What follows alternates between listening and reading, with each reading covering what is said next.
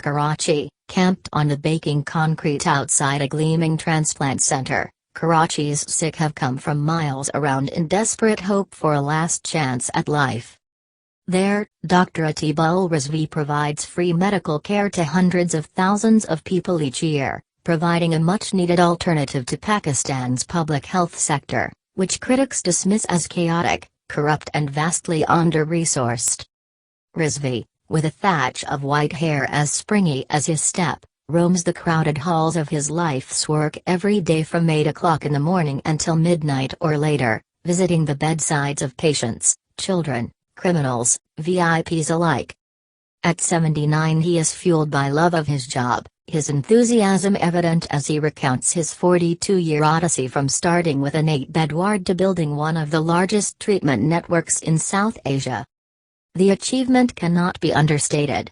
His signed Institute of Urology and Transplantation, SIUT, is funded largely by charitable donations, some as small as 100 rupees, $1, at a time, and has treated millions of people over the last 4 decades. More than 300 transplants and 260,000 dialysis sessions were carried out in 2015 alone, with follow-up treatments and medications provided for as long as it takes, all entirely for free. Governments in a developing country. They cannot afford a state-of-the-art health service, says Rizvi, describing the unimaginable poverty that staff in some of his 10 health centers across the country encounter. The government does give money, its funding accounts for some 30% of SIUT's budget, but not enough to fulfill Rizvi's philosophy that every human being has got a right to access healthcare, to live with dignity. The solution? Rizvi, inspired by Britain's National Health Service, went to everyone, and we made them partner. But, when SIUT was founded in 1974, convincing Pakistanis to donate their hard-earned money for such a mission in the conservative Muslim country was a challenge. While the giving of zakat, or charity, is one of the 5 pillars of Islam, many believed organ donation went against Sharia, or Islamic law. No organs, no transplants. To break the impasse, Rizvi had to get the clerics on his side. Luckily they all agreed that organ donation is quite Islamic and should be done, he says, though with the caveats that all heirs must agree to the donation, and that a Muslim's organs could not be transplanted into the body of a non-Muslim. Even so, a lack of awareness in Pakistan about the value of organ donation is pushing back our progress, Rizvi admits. Pakistanis who enter SIUT's main center in Karachi are taken aback by its spotlessness and efficiency, traits virtually absent in many of the country's other hospitals. In a bright pediatric ward the young patients receive dialysis, resting on white sheets set off by sky blue walls painted with cheerful murals. Roaming the ward is medical social worker Sanabar Ambreen, who describes her job as keeping the patients calm and cool throughout the uncomfortable procedure with music classes, paintings, even talent quests.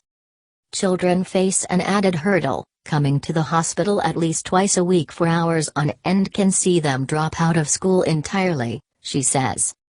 Diminutive 17-year-old Hina Hamid, lying in her bed in a corner of the ward, is one of them. She has been on dialysis since she was 4 and quit school in 7th grade.